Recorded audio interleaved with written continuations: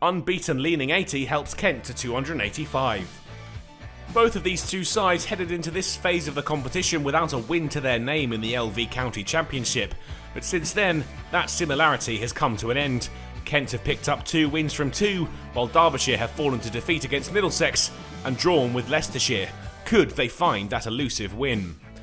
They won the toss and elected to bowl, hoping they'd get more assistance from the track than they did last week, and so it proved early on. Cox the first to fall, out for 10, dragging Aitchison on. Daniel Bell-Drummond joined Crawley at the crease and halted their hosts' momentum. The pair quickly into the midst of a solid partnership, and they ticked the score past 50. Crawley then took the value of their partnership to 50 runs, with a well-timed shot through the leg side. There was no stopping them, Derbyshire trying what they could, but the Kent duo were scoring at a decent rate, 100 runs on the board before lunch, and they signed off the session in style. Bell-Drummond up to 50 off 60 deliveries, with his 9th 4. He'd helped his side reach the break at 108 for 1. Crawley followed him after the break. 4 runs off Critchley took him to the mark of 89 balls. Bell-Drummond then took the value of the second wicket partnership to 100, cutting Melton to the ropes.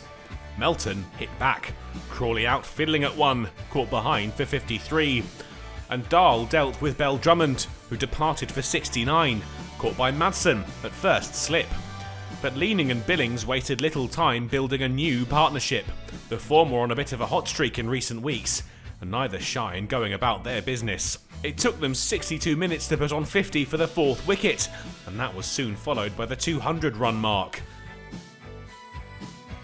And Leaning too was up to 50. He reached the mark off the 107th delivery he faced, Kent cruising their way towards the break. And they reached tea at 224 for 3, the visitors still on top. Derbyshire struck after tea.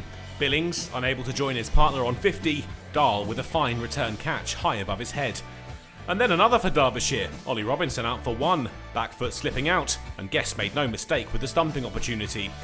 Grant Stewart wasted little time before getting into his stride. Critchley launched out of the ground to leave Derbyshire fielders digging around behind the bins to retrieve the ball.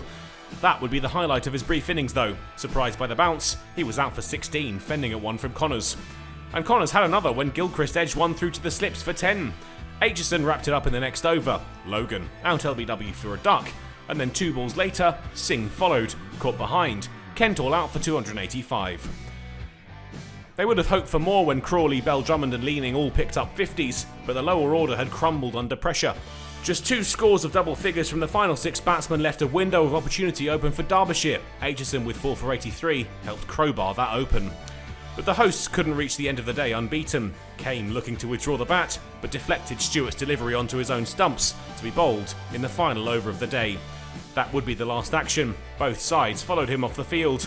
The hosts, though, will still be confident. Their bowling had dragged their side back into the game, but Kent are in the winning habit, and will hope the early wicket is a sign of things to come. It's incredibly early in the innings, though, and Derbyshire will surely return in determined mood.